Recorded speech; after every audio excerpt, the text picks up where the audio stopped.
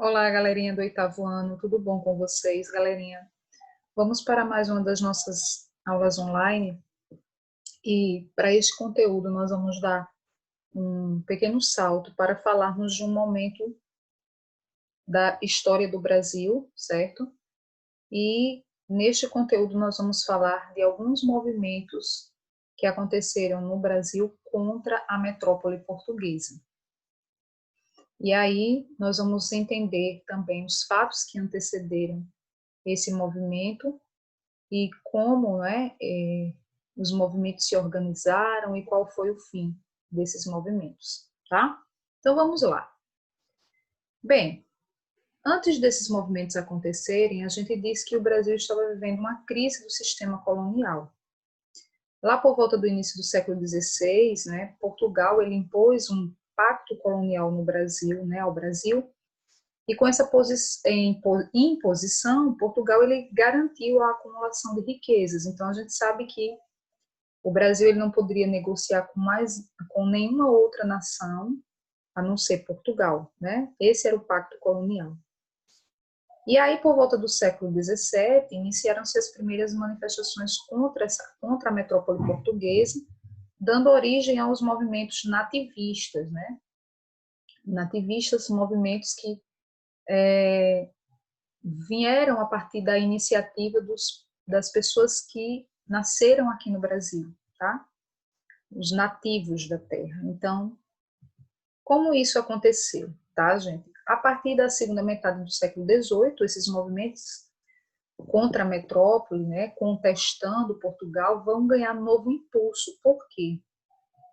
Porque, gente, esses esses moradores do Brasil, eles passam a ter contato com os comerciantes, com os viajantes europeus, bem como com os estudantes da Europa que vinham, né, da Europa, e lá eles iam estudar e ao voltar ao Brasil eles chegavam, né, trazendo as ideias liberais, as ideias que vinham a partir, né, do movimento iluminista, influenciados também pela ideia da Revolução Francesa, então o ideal de liberdade, igualdade e fraternidade chegou ao Brasil por meio desses comerciantes, desses viajantes e também desses estudantes, né, que vinham da Europa quando completavam seus estudos. E as ideias liberais acabaram chegando aqui também nas Américas, inclusive no Brasil. Somado a isso, gente, a gente tem no Brasil um momento de crise, né? A gente falou aí no início, crise do sistema colonial. A gente vai ter um momento de crise da mineração, né? E a decadência econômica do Nordeste. Então, lá em Minas Gerais, a produção do ouro já não era mais a mesma. Então, as jazidas de ouro já não tinham a mesma produção. Então, no Nordeste, você também tem uma crise, né, do açúcar, né? Então, toda essa crise vai dar origem aos primeiros movimentos de chamados movimentos emancipacionistas, movimentos de emancipação, movimentos que queriam liberdade, né? Regiões que queriam se libertar do domínio de Portugal. Eu não posso dizer que é o Brasil, tá, gente? A gente diz que é movimentos emancipacionistas porque eram algumas regiões que queriam se libertar do domínio de Portugal. Bem, dois movimentos que a gente precisa falar, que são movimentos importantes, que é a Inconfidência Mineira e a Conjuração Baiana. A Inconfidência Mineira, como vocês sabem, né, refere-se à região de Minas Gerais. Foi lá que ocorreu esse movimento emancipacionista, conhecido como Inconfidência Mineira ou a Conjuração Mineira. E foi o primeiro movimento a pregar uma independência política. Eles queriam, né, se libertar realmente do domínio de Portugal. Inclusive, eles já tinham ideias, né, de trazer uma república para a região de Minas Gerais. Bem, e aí, gente, durante o século XVIII, como eu já tinha dito a vocês anteriormente, a produção do ouro ela começou a decair muito, em razão do esgotamento das jazidas, tá? E aí, com a produção baixa, os lucros do governo português, óbvio que seriam menores. Só que o governo português ele continuou insatisfeito porque ele não buscou atividades alternativas, ele continuou intensificando a fiscalização, ele continuou cobrando os mesmos impostos. E aí, né, a atividade de mineração já não rendia o mesmo lucro de antes. E muitos, né, muitos moradores da região de Minas Gerais que eram donos das minas, que exploravam, tinham impostos atrasados. E aí o governo português acabou instituindo a derrama, que a derrama era uma cobrança desses impostos atrasados. Na época, esses impostos chegaram a acumular 600 arrobas de ouro, e essa medida vai gerar um clima de insatisfação, porque a ideia do governo português era cobrar os impostos atrasados de qualquer maneira, né? Tomar, né, terras, tomar casas, caso, né, o minerador, o explorador das minas não tivesse a condição de pagar isso em ouro. Então, o governo ele queria receber esses impostos atrasados de qualquer maneira. Ao mesmo tempo, nesse período, as ideias iluministas já estavam chegando ao Brasil, não é isso, gente? As ideias de liberdade econômica, de soberania popular, já encontravam um espaço de propagação. Como eu disse a vocês, quem trouxe essas ideias para cá foram, né, os próprios vendedores europeus, os próprios estudantes que vinham, né, da Europa com essas ideias, né, liberais e traziam para o Brasil, e aqui encontrava espaço para propagação. Então, foi nesse contexto, lá no início da década de 1780, que um grupo de intelectuais e letrados, eles começaram a se reunir para organizar uma revolução, tá?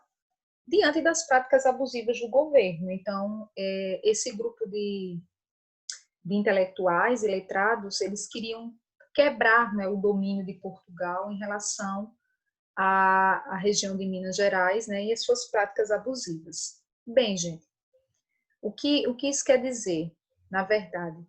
A gente tem aqui a Inconfidência Mineira como um movimento mais elitizado. Não era um movimento que envolveu a população. Você vai ter pessoas da elite dominante que vão se envolver num movimento revolucionário, tá? Contra as práticas abusivas do governo português. E aí, esses participantes, eles representavam os interesses das camadas médias urbanas, que eram militares, padres, estudantes, comerciantes, e também representavam o interesse da elite de Minas Gerais. Então, como eu acabei de dizer a vocês, era um movimento que queria realmente trazer os interesses da elite, tá? Agora, entre esses participantes, a gente tem um destaque para Joaquim José da Silva Xavier, que era o conhecido Tiradentes, que em virtude de uma das suas profissões, a de tropeiro, ele foi uma pessoa que ajudou a divulgar as ideias dos Inconfidentes por onde ele passava. E ele divulgava essas ideias para diferentes pessoas de grupos sociais, né? Então, ele divulgava as ideias para grupos da sociedade, independente, né, desses grupos, ele estava ali divulgando por onde ele passava. Bem, também participaram alguns funcionários reais, que era o Cláudio Manuel da Costa e o Tomás Antônio Gonzaga. Então, você tem aí um movimento que representava uma elite, tá? Das discussões influenciadas pelo iluminismo, né? Eles se reuniam para discutir, para debater, para ver como a revolução ia acontecer, eles usavam temas do iluminismo. E aí, dessas discussões que combatiam o antigo regime, eles propunham uma nova ordem política, uma nova ordem econômica e social. Então, os inconfidentes, né, que participavam das reuniões, eles estabeleceram como objetivo a proclamação da República, então, eles queriam a República, né, embora alguns deles defendessem uma monarquia constitucional, uma monarquia que, né, vivesse à base de uma constituição, sem uma ideia de uma monarquia, né, que não seria absoluta, né, mas sim uma monarquia que obedecesse à Constituição. Então, você vai ter também a proclamação, né, a ideia de uma proclamação de uma república, ou alguns que defendiam a monarquia constitucional. Segundo os planos, né, dos Inconfidentes, a revolução ela ia estourar, ela ia ocorrer no dia da derrama, né, no dia da imposição do governo português pela cobrança de impostos atrasados. No entanto, o movimento acabou não indo além das discussões teóricas, porque na véspera, né, do movimento, o movimento foi traído por um dos Inconfidentes. Um dos Inconfidentes denunciou o movimento, né, a Portugal, que foi o Joaquim Silvério dos Reis. Ele denunciou os planos ao governo, né, de Minas Gerais, que era o Visconde de Barbacena, e, na verdade, ele denunciou os planos porque ele queria a suspensão do pagamento de suas dívidas. Ele também era um dos que tinham dívidas atrasadas, então ele fez um acordo com o governo de Minas Gerais, né, que era aliado, lógico, de Portugal, de que ele teria a suspensão das suas dívidas, e aí ele denunciou o movimento. Então, a Inconfidência Mineira acabou nem acontecendo, e foi efetuada a prisão dos envolvidos, né, porque um dos Inconfidentes acabou traindo seus companheiros. A prisão foi ali no ano de 1789. E aí, em abril de 1792, após o julgamento dos Inconfidentes, houve a sentença, né, que condenou 11 deles à morte, mas a sentença ela foi substituída por um exílio.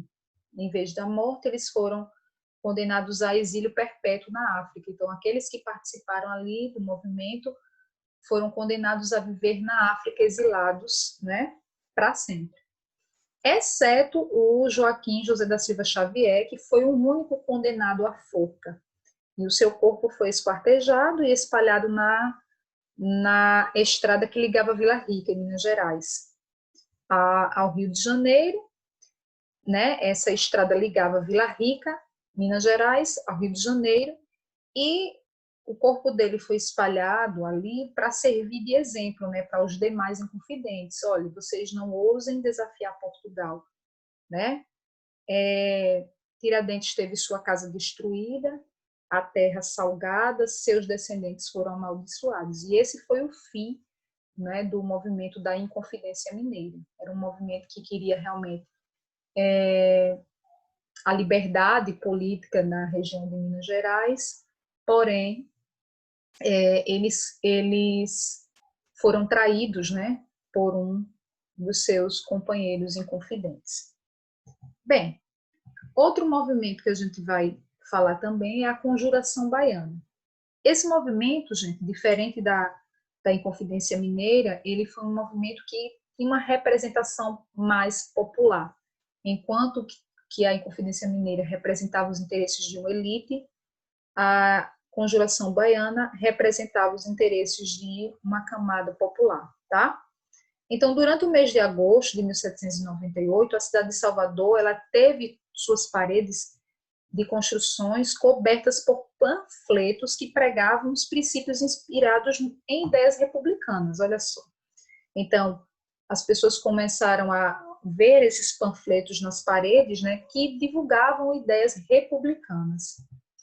A população de Salvador, como a gente sabe, nessa época, em sua maioria era formada por descendentes de africanos, e muitos deles eram escravizados e alguns poucos que eram libertos. E aí o cenário ele foi agravado por uma insatisfação popular, já que essa população ela era obrigada a comprar produtos de quem? Da metrópole, né, gente?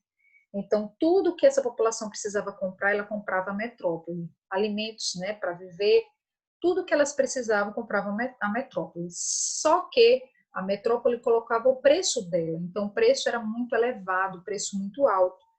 E também a imposição de pagar impostos, não é isso? Então, os baianos ali viviam aprisionados nos impostos altos e só podiam comprar produtos a Portugal e que eram produtos caros. E ali, gente, ali na região da Bahia, também eles começaram a se espelhar nas ideias vindas da Europa, especialmente, né, as de influência jacobina. A gente sabe que os jacobinos era o grupo, né, mais radical da Revolução Francesa. Era um grupo que queria realmente quebrar, né, com a ordem vigente da monarquia absolutista. E a gente viu lá no conteúdo da Revolução Francesa que era o grupo mais radical, né? E aí eles começaram a se espelhar nesse grupo jacobino, que era o grupo mais radical. E esses panfletos que eles começaram a espalhar ali, eles estimulavam a revolução, eles queriam o fim da opressão metropolitana, né, o fim da opressão da metrópole portuguesa. Eles queriam até a liberdade de comércio, eles queriam também até o fim da escravidão, que é o fim do domínio de uma pessoa sobre outra. Entre os principais ideais dos rebeldes estava a proclamação de uma república. Então, você tem a Conjuração Baiana, um movimento que representa o interesse das camadas populares, que pregava uma república, que pregava também o fim da escravidão, né? E que queria realmente liberdade de comércio, porque eles eram obrigados a comprar produtos unicamente de Portugal. E isso os obrigava a comprar produtos caros, né? Bem, no entanto, gente, as ideias dos rebeldes baianos não foram bem aceitas, né, por determinados grupos da sociedade. Então, as elites que moravam ali na região perceberam que o movimento ele não era muito bom para o interesse dessa elite, porque até a questão da liberdade de comércio, tudo bem, né? Mas quando falou de o fim do domínio de uma pessoa sobre outra, era o fim da escravidão. Então, as elites começaram a perceber que, poxa, até, né, uma proclamação da República, até uma liberdade de comércio a gente aceita, mas liberdade dos escravos não é muito interessante para nós que dependemos do trabalho escravo. Então, esses grupos da sociedade baiana, que eram os grupos mais elitizados, começaram a entender que o movimento ele representava um risco para suas atividades, né? A liberdade de comércio era bem aceita,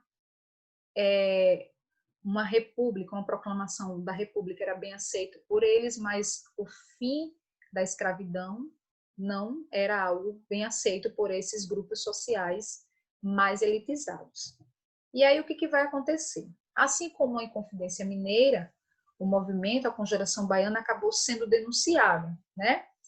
E os conspiradores acabaram sendo presos, entre eles escravizados e mulheres. 11 desses participantes foram enforcados e esquartejados em praça pública. Partes dos corpos também desses participantes ali, né, da Conjuração Baiana foi exposto, né? Foram expostos a toda a população, né? Veja que situação. E aí, galerinha, a gente tem realmente o fim, né, do movimento da Inconfidência Mineira e como foi encerrado também a Conjuração Baiana, tá? E aí é o que a gente assim a gente encerra, né, o nosso conteúdo neste momento e agradece também a participação de vocês na nossa aula. Um abraço a todos.